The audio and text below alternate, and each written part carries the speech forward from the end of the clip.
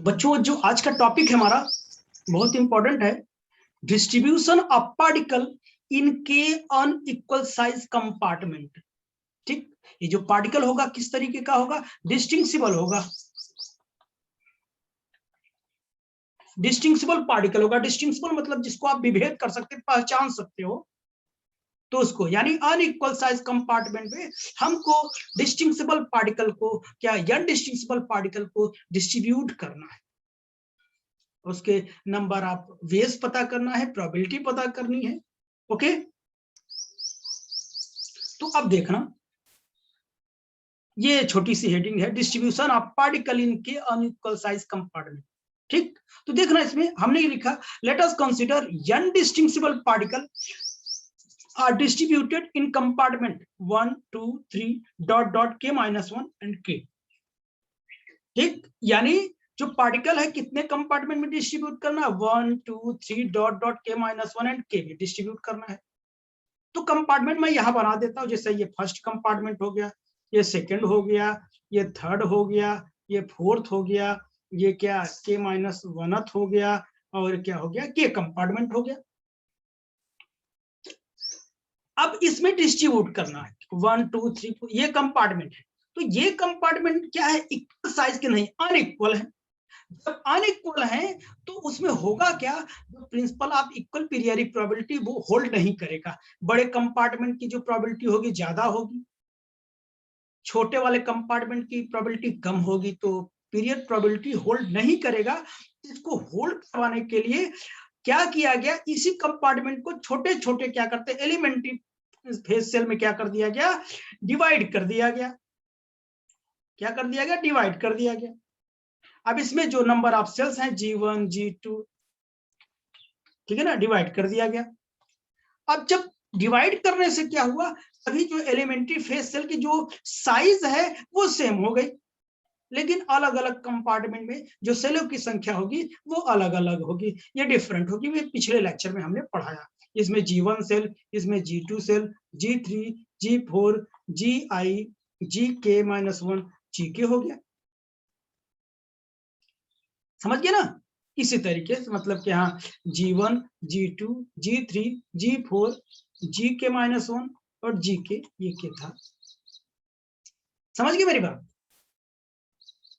तो ऐसा किया गया। तो अब देखना, तो इसी बात को हम आगे क्या करते, कंटिन्यू करते हैं। तो अब देखना,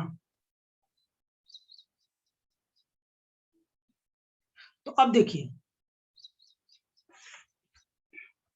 यहां तक हो गया। देखिए, let us consider first compartment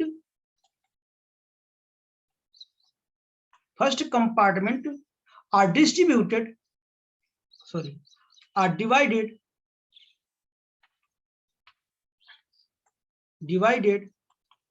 into G1 cells. तो फर्स्ट कंपार्टमेंट को कितने सेल में डिवाइड किया गया? G1। G मतलब 10 हो गया, 20, कोई नंबर है G1, ठीक है ना। तो दूसरा कंपार्टमेंट कितने सेल में डिवाइड किया जाएगा? G2 सेल्स में। तीसरा कंपार्टमेंट G3 सेल में।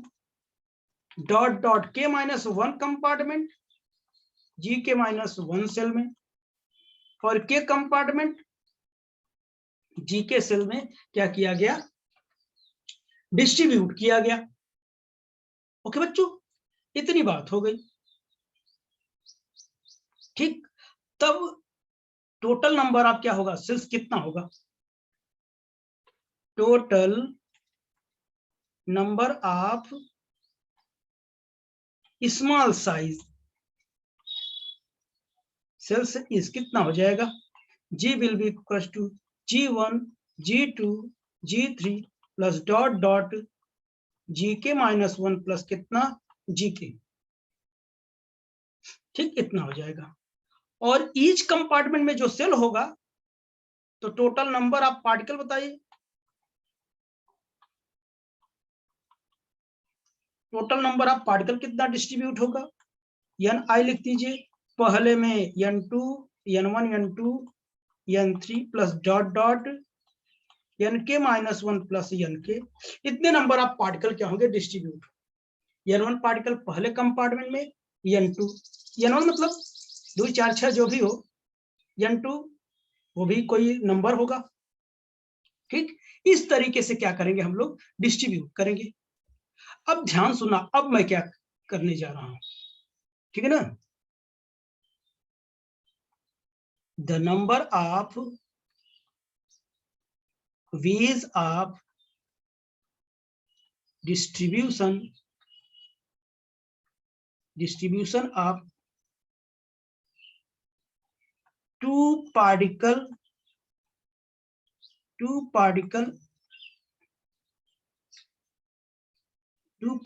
in G1 cells इस कितना होगा, G1 cells is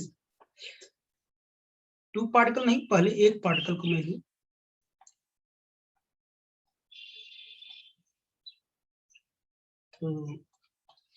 the number of ways of distribution of first particle in G1 cell। तो बताइए मैं ये क्या किया, फर्स्ट कंपार्टमेंट का सेल बना लिया। ये जो कंपार्टमेंट हमारा, ये फर्स्ट कंपार्टमेंट है, फर्स्ट कंपार्टमेंट में है, इसमें G1 सेल है, पार्टिकल N1 है। ये मैं छोटे छोटे बॉक्स में मैंने क्या कर दिया, इसको डिवाइड कर दिया। डिवाइड करने का तात्पर्य यह है कि ये एलिमेंट्री फेज सेल बना दिया। एक कंपार्टमेंट में G1 सेल्स आ गए, N1 पार्टिकल है इसमें। तो फर्स्ट इसमें N1 पार्टिकल मतलब, N1 मतलब मान लेते हैं क्या कहते हैं कि 8 पार्टिकल है। तो इसका फर्स्ट पार्टिकल, जो फर्स्ट पार्टिकल डिस्ट्रीब्यूट हो जाए, देखिए यहाँ ऊपर लिखा है the number of ways of distribution of first particle in G1 cell is G1 veg.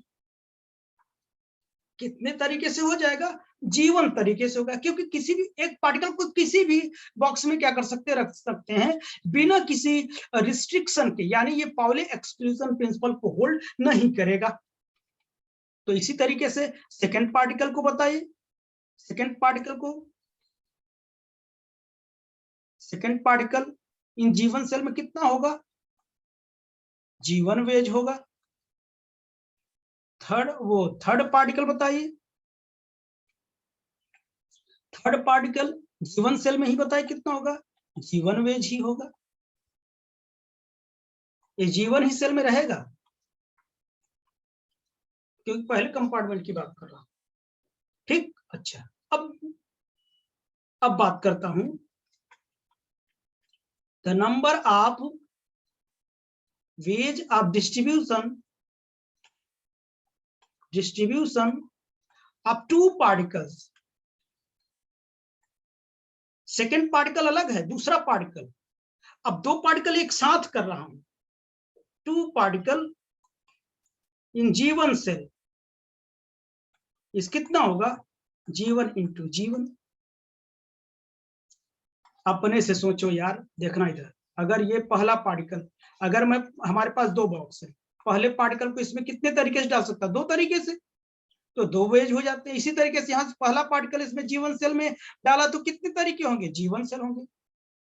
इसी दूसरा पार्टिकल इन दोनों बॉक्स में रखूंगा तो भी 2 तरीका होगा, दूसरा पार्टिकल रखूंगा तो G1 ही तरीका होगा।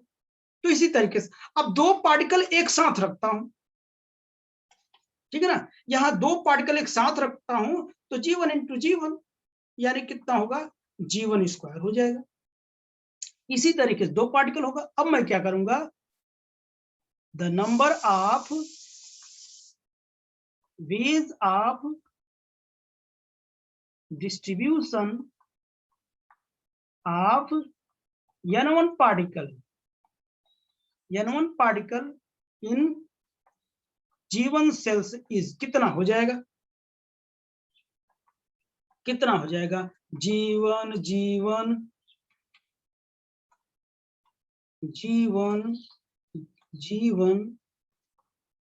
डॉट G1 कितने टाइम्स, n टाइम्स हो जाएगा। तो इसी को क्या लिख सकते हैं, G1 N1, G1 power N1 इतना हो जाएगा, ये नंबर ऑफ वेज हो जाएगा। इतनी बात समझ में आई, यहां तक की कहानी समाप्त। अब हम आगे कंटिन्यू, अब थोड़ा काम इजी हो जाएगा। अब देखिए, the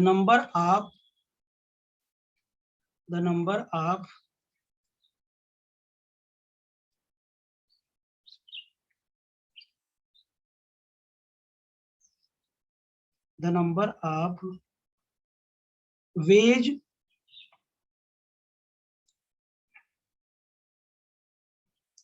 in which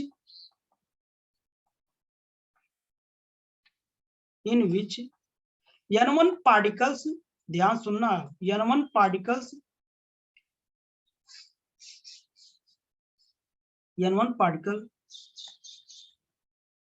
selecting out of n particles are, तो बताइए n पार्टिकल्स में n1 पार्टिकल को सेलेक्ट किया गया तब कितने नंबर ऑफ वेज होंगे? तो बस सिंपल, आप जानते हैं ये nc1 कॉम्बिनेशन का यूज करते हैं, nc n1 ऐसे लिखते हैं। तो इसका फॉर्मूला कैसे है? ये n factorial by n1 factorial n minus n1 factorial, यही तो होता है ना, ये कॉम्बिनेशनल अलजेब्रा है ये, ठीक। अच्छा, अब मैं आगे लिखूंगा, the total number of ways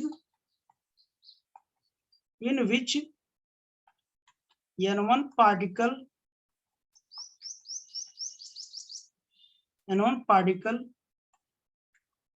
selecting out of n particle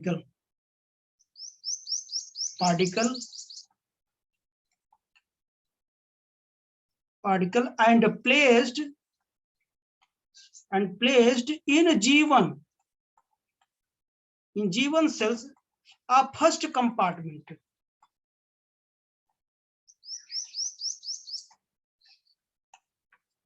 नहीं समझे? यानी n1 पार्टिकल n में से क्या करना है? सेलेक्ट करना है और इसको पहले फर्स्ट कंपार्टमेंट के G1 सेल में रखना है। तो कुछ करना नहीं है, बस G1 का मल्टीप्लाई कर देना है, n factorial by n1 factorial n minus n1 factorial into कितना? G1 पावर कितना हो जाएगा? n1 हो जाएगा। समझ गया ना? वही चीज मैं आगे लाइन में लिखूंगा,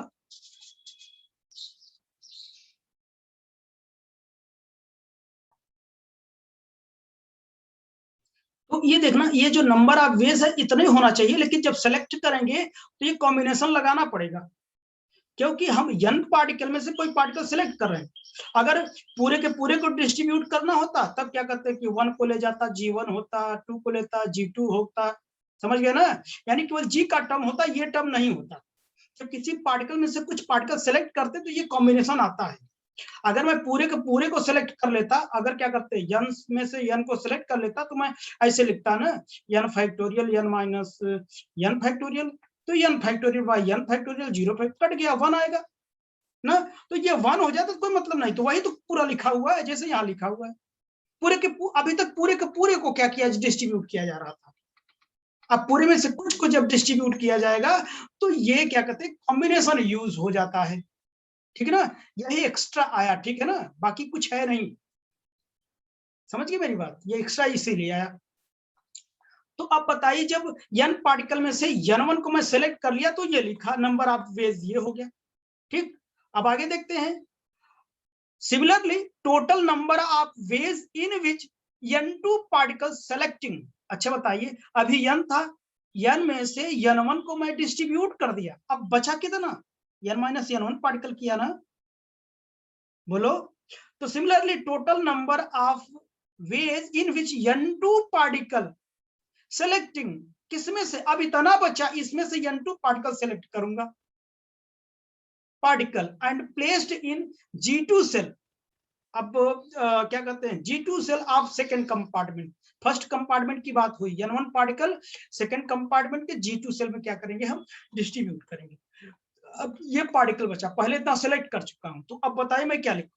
n माइनस टोटल पार्टिकल लिखा जाता है n minus n1 factorial divide by जितना सेलेक्ट किया होता हूं, n2 लिखा फैक्टोरियल, n माइनस n1 में से ये भी घटाना पड़ता है क्योंकि n माइनस r होता है ना, तो इस पूरे में से घटाना होता है, तो माइनस n2। एनी प्रॉब्लम किसी को? फैक्टोरियल, और कहां ले जा रहा हूं, किसमें, और मल्टीप्लाई क्या होगा, G2 होगा, n2 होगा। समझ गए होंगे आप लोग? फार्मूला को देखे बस, आप समझ जाएंगे। फार्मूला क्या कहता है हमारा, यही तो कहता था ना NCR, n factorial r factorial n minus r। तो यहाँ पे क्या, ये पूरा है, पूरे में से n को सिलेक्ट किया, n को लिखा, तो बाद में ये जो यहाँ लिखा है उसी में से पूरे में से घटा देना हो, तो मैंने घटा दिया। एनी प्रॉब्लम किसी को? चलिए इसी तरीके से, अब इसी तरीके से डॉट डॉट हम करते चले जाएंगे। ठीक, इसी तरीके से डॉट डॉट करते चले जाएंगे। तो बताइए, total number of ways in which n के पार्टिकल सेलेक्टिंग आउट ऑफ इतना, इतनी तो बचेगा ना, इतनी तो बचेगा। जैसे मैंने बताया, n में से मैंने जब n1 सेलेक्ट किया लिया था तो n-1 बचा था।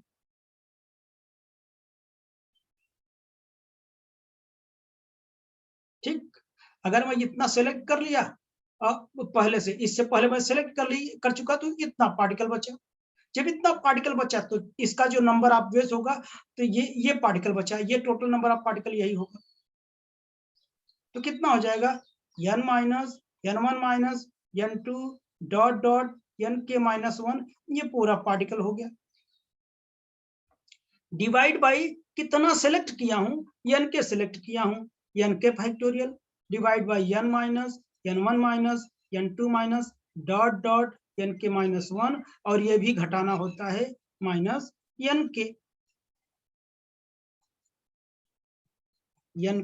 और मल्टीप्लाई में क्या लिखूंगा बताइए, G-K-N-K। ये टोटल नंबर आप क्या हो गया, वेज हो गया, जब n के पार्टिकल को हमने क्या किया, सेलेक्ट किया। ठीक, अब बताइए, therefore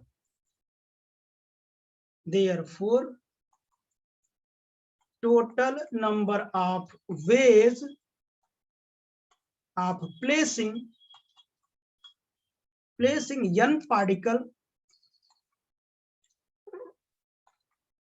in all compartment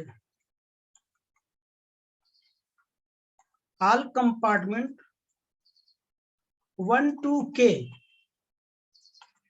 will be, मतलब total number of veg placing n particle, पूरे पार्टिकल को किसमें, एक से लेकर k सेल तक पूरे में डिस्ट्रीब्यूट करने का जो तरीका होगा, हम उसे कंबाइंड रूप से हम ऐसे लिखेंगे, यानी नंबर ऑफ वेज को ओमेगा से रिप्रेजेंट किया जाता है। तो देखना, n1 फैक्टोरियल बाई, बताते जाओ, n फैक्टोरियल, n माइनस कितना था, n1 फैक्टोरियल इंटू G1, और क्या, n1 ये था, इनटू, अब जो पार्टिकल बचा n minus n1 factorial, divide by n2 factorial, n minus n1 minus n2 factorial into G2 n2। आप समझ गए होंगे। डॉट डॉट, अब क्या करूंगा, ये ऐसे मैं लिख दूं, n minus n1 minus n2 dot dot minus कितना, n k-1 फैक्टोरियल लगाया, डिवाइड बाई क्या लिखा, n k फैक्टोरियल मल्टीप्लाई में n minus n1 minus n2 minus k-1 minus n k factorial into G k, और क्या हो जाएगा, n k हो जाएगा। ठीक, अच्छा, अब आप देखना, अब बेटा क्या होगा, देखना आप लोग, ये इससे कटेगा, ये इससे कटेगा, और जो यहां वाला होगा वो इससे कट जाएगा। कटता चला जाएगा ना, तो बचेगा क्या देखना, n1 फैक्टोरियल बाई कितना बचा, n1 फैक्टोरियल, n2 फैक्टोरियल, यहाँ वाला क्या हो जाएगा n3 फैक्टोरियल, और क्या बचेगा, और ये भी कटेगा ना, सब एक दूसरे कटता चला जाएगा, और बचेगा क्या बोलिए, n के फैक्टोरियल, सॉरी डॉट डॉट क्या हो जाएगा, n के फैक्टोरियल बचेगा, और साथ ही साथ क्या बचेगा देखना, g1 n1, g2 n2, और g3 n3, dot dot G के एन के। ये बात समझ में आई कि नहीं, बोलो।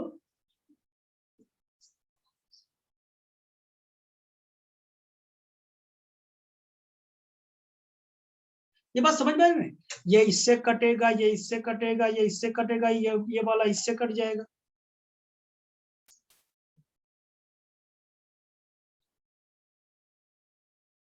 सब कटता जाएगा एक दूसरे से, तो ये बचा। अब बताओ अब क्या होगा, इसे अगर मैं कंबाइंड रूप से लिखूं तो मैं ऐसे लिख सकता हूं, omega will be equals two factorial लिखा, और मैंने ये लिखा पाई लिखा, बड़ा सा पाई लिखा, आई बराबर 1 से लेकर के तक का कंपार्टमेंट है, ये क्या है, इसे आई लिखा, पावर कितना एन आई लिखा, डिवाइड बाई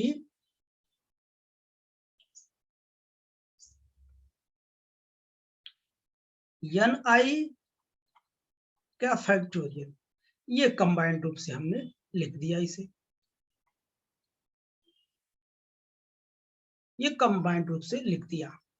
तो जैसे अगर सभी के सभी सम में रहते हैं, प्लस में रहता सिग्मा का यूज करते हैं, और जब मल्टीप्लाई होता तो ये क्या करते हैं पाई रहता है, ठीक है ना। तो वेयर पाई डिनोट्स मल्टीप्लीकेशन,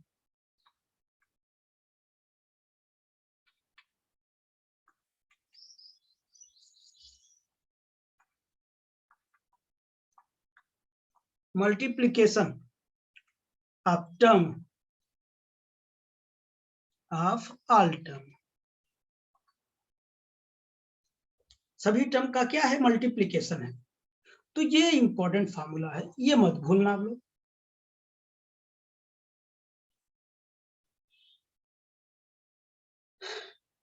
आप समझ गए क्या? Yes sir. ठीक, तो हाँ अब एक छोटा सा लाइन और है, मैं उसे भी लिख लेता हूं।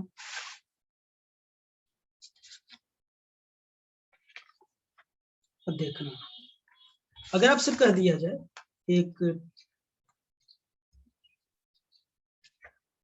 हाँ, तो यहाँ पे अनडिस्टिंग्विशेबल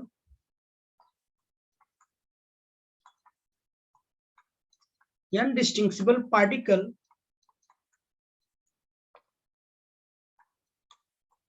are distributed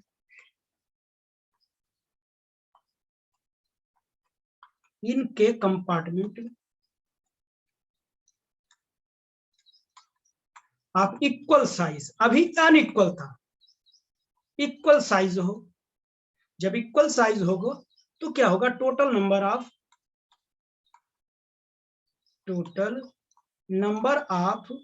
veg, total number of ways कितना हो जाएगा, n factorial pi I will be equal to 1 से k तक,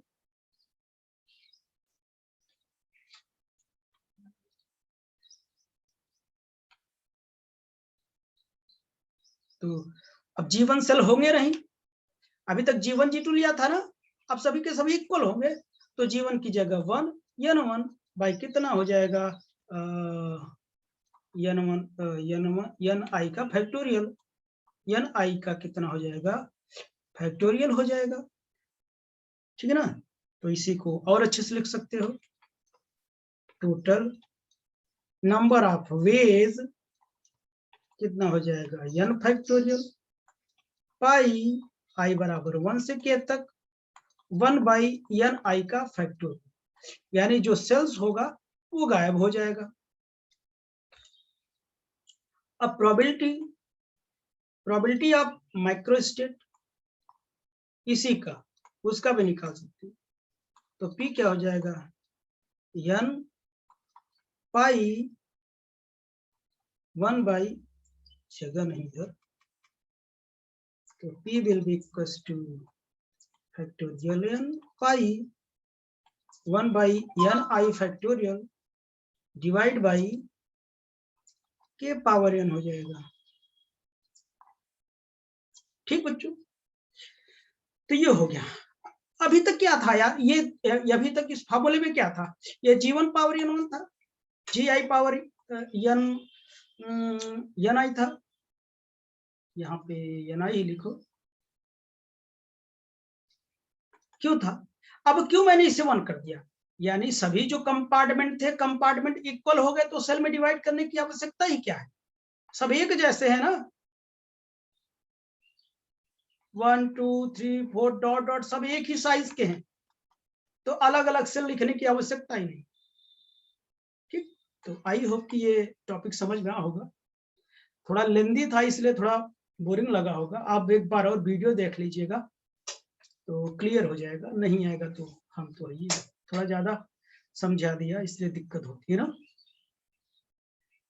ओके बच्चों, चलिए हम इससे रिलेटेड कुछ हम प्रॉब्लम कर लेते हैं।